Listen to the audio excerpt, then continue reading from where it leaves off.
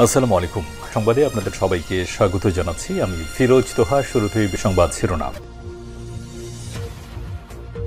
জানিয়ে দেব এই মুহূর্তে হাতে পাওয়া সর্বশেষ গুরুত্বপূর্ণ আপডেট বাংলা সংবাদ। শুরুতেই থাকছে রিমান্ডে সালমান এফ রহমান দিলেন গুরুত্বপূর্ণ তথ্য। এস আলমের পাচার করা টাকার অর্ধেকই নিয়েছেন শেখ হাসিনার বোন শেখ রেহানা এবং তার ছেলে সজীব ওয়াজেদ জয়। রিমান্ডের জিজ্ঞাসাবাদে নতুন নতুন চাঞ্চল্যকর তথ্য দিয়ে যাচ্ছেন প্রধানমন্ত্রীর বেসরকারি শিল্প ও বিনিয়োগ উপদেষ্টা সালমান এফ রহমান। সেখানে শেখ হাসিনা ক্ষমতায় থাকাকালে এস আলমের প্রায় 1.5 লাখ কোটি টাকা পাচারের তথ্য উঠে এসেছে।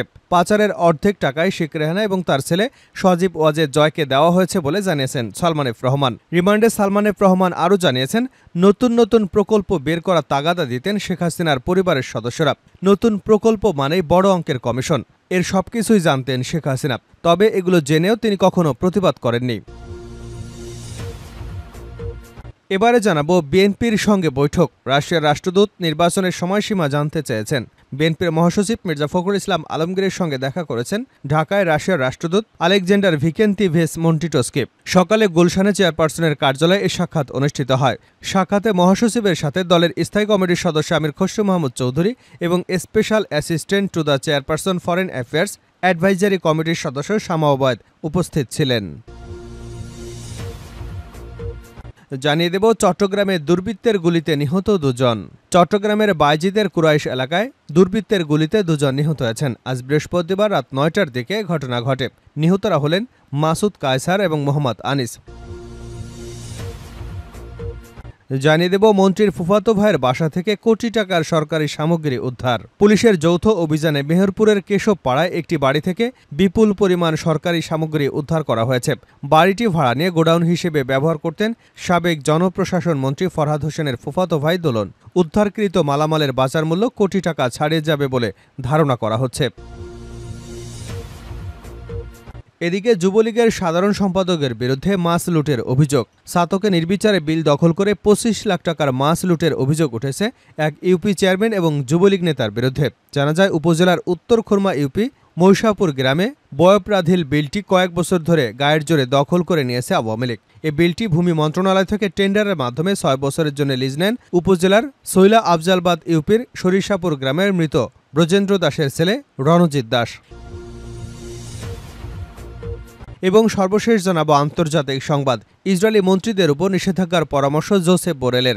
ইসরায়েলের কয়েকজন মন্ত্রীর উপর নিষেধাজ্ঞা আরোপ করতে পরামর্শ দিয়েছেন ইউরোপীয় ইউনিয়নের পররাষ্ট্রনীতি বিষয়ক প্রধান জোসেফ বোরেল। ফিলিস্তিনিদের বিরুদ্ধে বিদ্বেষমূলক মন্তব্য করে যেসব ইসরায়েলি মন্ত্রী আন্তর্জাতিক আইন লঙ্ঘন করেছেন তাদের বিরুদ্ধে ইউরোপীয় ইউনিয়নের সদস্য রাষ্ট্রগুলো নিষেধাজ্ঞা দেবে কিনা তা জানতে চেয়েছেন তিনি। এতক্ষণ শিরোনাম শুনছিলেন, এবার বিস্তারিত। প্রিয় দর্শক, আপনি যদি এই চ্যানেলে নতুন হয়ে থাকেন, ভিডিওটি দেখতে দেখতে চ্যানেলটি সাবস্ক্রাইব করে আমাদের সঙ্গেই থাকুন। আর এই ভিডিও সম্পর্কে আপনি আপনার মূল্যবান মতামতটি কমেন্ট বক্সে জানিয়ে দিন। আর হ্যাঁ প্রিয় দর্শক, জানিয়ে দিন ভিডিওটি কোথা থেকে দেখছেন। এস আলমের পাচার করা টাকার অর্ধেকই নিয়েছেন শেখ রেহানা ও জয়। রিমান্ডে জিজ্ঞাসাবাদে নতুন নতুন তথ্য দিচ্ছেন সাবেক প্রধানমন্ত্রীর বেসরকারি শিল্প ও বিনিয়োগ উপদেষ্টা সালমান এফ রহমান। সেখানে শেখ হাসিনার ক্ষমতায় থাকাকালে এস আলমের প্রায় 1.5 লাখ কোটি টাকা পাচারের যে তথ্য উঠে এসেছে, সেই পাচারের অর্ধেক টাকা শেখ রেহানা এবং শেখ হাসিনার ছেলে সজীব ওয়াজেদ জয়কে দেওয়া হয়েছে বলে জানিয়েছেন সালমান এফ রহমান। রিমান্ডে সালমান এফ রহমান জানিয়েছেন, নতুন নতুন প্রকল্প বের করার তাগাদা দিতেন শেখ হাসিনার পরিবারের সদস্যরা। নতুন প্রকল্প মানেই বড় অঙ্কের কমিশন, এর সবকিছুই জানতেন শেখ হাসিনা।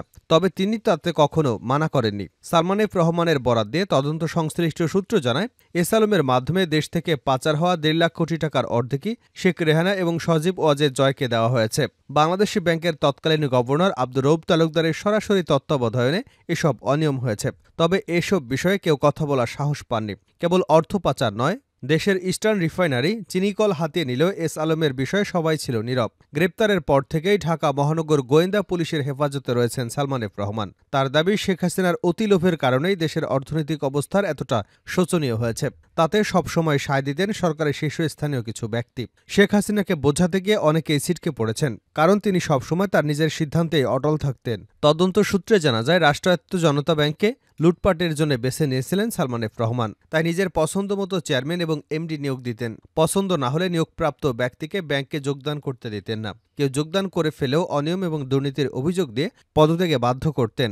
বাণিজ্য মন্ত্রণালয়ের সাবেক সচিব হেদায়েতুল্লাহ আল মামুনকে জনতা ব্যাংকের চেয়ারম্যান নিয়োগ করা হলেও সালমান এফের পছন্দ না হয় তিনি যোগদান করতে পারেননি। একইভাবে কেন্দ্রীয় ব্যাংকের সাবেক পরিচালক ডক্টর জামাল উদ্দিন আহমেদ জনতা ব্যাংকের চেয়ারম্যান হিসেবে যোগদান করলেও দুর্নীতির অভিযোগে তাকে পদত্যাগে বাধ্য করেন। এসব বিষয়ে প্রশ্ন করলে নীরব থেকেছেন সালমান। তদন্ত সংশ্লিষ্টরা তাকে বন্ড ছেড়ে প্রায় ৭,০০০ কোটি টাকা তুলে নেবার বিষয়ে প্রশ্ন করেছেন। তিনি বারবার অসুস্থতার ভান ধরে প্রশ্ন এড়িয়ে যাবার চেষ্টা করছেন। প্রশ্নের মধ্যে ছিল, আইএফআইসি আমার বন্ড নামে একটি বন্ড ছেড়ে বিনিয়োগকারীদের সঙ্গে প্রতারণা কেন করেছিলেন? বন্ডটি আসলে বেক্সিমকো গ্রুপের আবাসন কোম্পানি শ্রীপুর টাউনশিপ লিমিটেডের ছিল কিনা, কারণ এই বন্ডের মাধ্যমে ১,০২০ কোটি টাকা তুলে নেওয়া হয়েছে। তদন্ত সংশ্লিষ্টরা প্রতিবেদনে বলেছেন, তাদের কাছে তথ্য এসেছে সুকুক বন্ডের মাধ্যমে সালমান এফ রহমান তুলে নিয়েছেন ২,২৫০ কোটি টাকা। এই বন্ড কেনার জন্য ব্যাংকগুলোকে বাধ্য করেছেন তিনি। প্রথম দিকে ব্যাংকগুলো বিনিয়োগে রাজি না হয় পরবর্তীতে বাংলাদেশ ব্যাংক থেকে সার্কুলার জারি করানো হয়, যাতে ব্যাংকগুলো বন্ডে বিনিয়োগে বাধ্য হয়। তবে বারবার নিজের অসুস্থতার দোহাই দিয়ে প্রশ্ন এড়িয়ে যাবার চেষ্টা করছেন সালমান এফ রহমান। রাশিয়ার রাষ্ট্রদূত নির্বাচনের সময়সীমা জানতে চেয়েছেন আমির খসরু। বিএনপির মহাসচিব মির্জা ফখরুল ইসলাম আলমগীরের সাথে দেখা করেছেন ঢাকায় রাশিয়ার রাষ্ট্রদূত আলেকজান্ডার ভিকেন্তিয়েভিচ মান্টিটোস্কি। সকালে গুলশানের চেয়ারপারসনের কার্যালয়ে এ সাক্ষাৎ হয়। সাক্ষাতে মহাসচিবের সাথে দলের স্থায়ী কমিটির সদস্য আমির খসরু মোহাম্মদ চৌধুরী এবং special assistant to the chairman's foreign affairs advisory কমিটির সদস্য শামা উপস্থিত ছিলেন। ঘণ্টাব্যাপী বৈঠকের পর আমির খসরু সাংবাদিকদের বলেন, দুদেশের মধ্যে ব্যবসা বাণিজ্য, বিনিয়োগ, বৈজ্ঞানিক, জ্বালানি এবং সাংস্কৃতিক সহযোগিতার বিষয়ে আলোচনা হয়েছে। রাশিয়া জানতে চাচ্ছে বর্তমান অবস্থা এবং ভবিষ্যতে এই সংকট উত্তরণ নিয়ে আমরা কি চিন্তা করছি। আমাদের তরফ থেকে পরিষ্কার বলা হয়েছে যে বিএনপি সকলের সাথে সম্পর্কে বিশ্বাসী। কোনো বিশেষ দেশ বা আলাদাভাবে আমরা কাউকে দেখি না। সকল দেশের সাথে সম্পর্ক থাকবে। বাংলাদেশের মানুষের সাথে রাশিয়ার মানুষের সম্পর্ক থাকবে। দুদেশের সম্পর্ক থাকবে। সহযোগিতার ক্ষেত্রে আমরা যেটা বলেছি, ব্যবসা বাণিজ্য সহ বিভিন্ন ক্ষেত্রে সহযোগিতা নিয়ে আলোচনা হয়েছে। পর্যটন খাতে রাশিয়ার সাথে সহযোগিতার বিষয়টি নিয়ে আলোচনা হয়েছে বলে জানিয়েছেন তিনি। রাশিয়া একটি বিশাল দেশ, সেখানে ট্যুরিজমের সুযোগ আছে। তারা এখানে বোধহয় একটা অফিস খুলতে চাচ্ছে, ভবিষ্যতে ব্যাংকের শাখা করতে চাচ্ছে, আমরা স্বাগত জানিয়েছি। আমির খসরু বলেন, এছাড়া বাংলাদেশের বর্তমান প্রেক্ষাপট, নির্বাচন ইত্যাদি বিষয়ে তারা জানতে চেয়েছেন। আমরা বলেছি, ইতিমধ্যে আমাদের অবস্থান পরিষ্কার করেছি। যত শীঘ্রই অন্তর্বর্তীকালীন সরকার নির্বাচনের মাধ্যমে নির্বাচিত সরকারের কাছে ক্ষমতা হস্তান্তর করবেন। টাইম ফ্রেম জানতে চেয়েছে। আমরা কোনো টাইম ফ্রেম বলিনি। আমরা বলেছি যে আমরা এই অন্তর্বর্তীকালীন সরকারকে এবং তাদের কার্যক্রমে আমরা পূর্ণ সমর্থন দিচ্ছি। যত তাড়াতাড়ি সম্ভব রিফর্মগুলো নিয়ে আলোচনা হবে, সেগুলো তাড়াতাড়ি করে একটা নির্ধারিত সময় সুষ্ঠু নির্বাচন হবে। চট্টগ্রামে দুর্বৃত্তের গুলিতে ২ জন নিহত। চট্টগ্রামের বায়েজিদের কুরাইশ এলাকায় দুর্বৃত্তের গুলিতে ২ জন নিহত হয়েছেন। বৃহস্পতিবার রাত ৯টার দিকে এ ঘটনা ঘটে। নিহতরা হলেন মাসুদ কায়সার এবং মোহাম্মদ আনিস। আনিস কুরাইশ এলাকার মৃত ইসহাকের ছেলে, মাসুদ হাটহাজারী শিকারপুর ইউনিয়নে মোহাম্মদ রফিকের ছেলে। চট্টগ্রাম জেলার ভারপ্রাপ্ত police super ANM Wasim Firoz বিষয়টি নিশ্চিত করেছেন। মাসুদ এবং আনিস বায়েজিদ থানার কুরাইশ নূর মসজিদ এলাকা থেকে হাটহাজারীর দিকে যাচ্ছিলেন। এ সময় দুর্বৃত্তরা তাকে লক্ষ্য করে গুলি ছোড়ে। এতে আনিস ঘটনাস্থলেই মারা যান। মাসুদ দৌড়ে পালিয়ে যাবার সময় হাটহাজারী সুপারিপাড়া এলাকায় পৌঁছে মারা যান। ঘটনাস্থলে হাটহাজারী বায়েজিদ বোস্তামি থানা পুলিশ অবস্থান করছে। তিনি আরও বলেন, কেন এই হত্যাকাণ্ড ঘটেছে তা তদন্ত করে দেখা হচ্ছে। কারা এই ঘটনায় জড়িত তা খুঁজে বের করবার চেষ্টা চলছে। মন্ত্রীর ফুফাতো ভাইয়ের বাসা থেকে কোটি টাকার সরকারি সামগ্রী উদ্ধার। পুলিশের যৌথ অভিযানে মেহেরপুরের কেশবপাড়ায় একটি বাড়ি থেকে বিপুল পরিমাণ সরকারি সামগ্রী উদ্ধার করা হয়েছে। বাড়িটি ভাড়া নিয়ে গোডাউন হিসেবে ব্যবহার করতেন সাবেক জনপ্রশাসন মন্ত্রী ফরহাদ হোসেনের ফুফাতো ভাই দোলন। উদ্ধারকৃত মালামালের বাজার মূল্য কোটি টাকা ছাড়িয়ে যাবে বলে ধারণা করা হচ্ছে। বৃহস্পতিবার রাতে মেহেরপুরের পৌর শহরের কেশবপাড়ায় সুরমান আলীর বাড়িতে অভিযান পরিচালিত হয়। সদর উপজেলা প্রশাসন, পুলিশ এবং সেনাবাহিনী এই যৌথ অভিযান পরিচালনা করে। যৌথ অভিযানে উদ্ধারকৃত মালামালের মধ্যে রয়েছে বিনামূল্যে বিতরণের জন্য কোরআন শরীফ, বিভিন্ন ধরনের ক্রীড়া সামগ্রী, সেলাই মেশিন, হুইলচেয়ার, চিকিৎসকদের অ্যাপ্রন, পিপি, শাড়ি, লুঙ্গি, থ্রিপিস, শিক্ষার্থীদের টিফিন বক্স আরও বিভিন্ন ধরনের মালামাল। প্রতিটি জিনিসের গায়ে লেখা রয়েছে বিক্রয়ের জন্য নহে। বাড়িটির মালিক সুরমান আলী জানান, ১ বছর পূর্বে ২ তলা বাড়িটির নিচতলায় একটি ফ্ল্যাট ভাড়া নেন ফরহাদ হোসেনের ফুফাতো ভাই শাহজাহান সিরাজ ওরফে দোলন। মাসে ভাড়া প্রদান করতেন ৬,০০০ টাকা। এখানে তিনি সরকারি বিভিন্ন মালামাল রাখতেন। মাঝে মধ্যে এখান থেকে মালামাল বের করে নিয়ে যাওয়া হয়। এর বেশি কিছু তিনি জানতেন না। সদর উপজেলার সহকারী কমিশনার ভূমি গাজী মইদুর রহমান বলেন, কেশবপাড়ায় সুরমান আলীর বাড়ির নিচতলায় সরকারি মালামাল রয়েছে এমন সংবাদের ভিত্তিতে অভিযান পরিচালনা করে সদর উপজেলা প্রশাসন ও সেনাবাহিনীর একটি দল। বাড়িটির মালিক সুরমান আলীর সহায়তায় গেটের তালা ভেঙে ভিতরে প্রবেশ করে সেনাবাহিনী এবং পুলিশের যৌথ দল। বাড়িটির 3টি কক্ষে পাওয়া গেছে বিপুল পরিমাণ সরকারি সামগ্রী। ট্রাকের মাধ্যমে জব্দকৃত মালামালগুলো নিয়ে যাওয়া হয় জেলা প্রশাসকের কার্যালয়ে। সেখানে আজ শুক্রবার দিনে মালামালগুলোর সিজালিস্ট করা হবে। উদ্ধারকৃত মালামালের বাজার মূল্য কত টাকা লিস্ট সম্পন্ন হওয়ার আগে বলা সম্ভব নয়। অভিযুক্ত ব্যক্তির বিরুদ্ধে যথাযথ আইনি ব্যবস্থা নেওয়া হবে।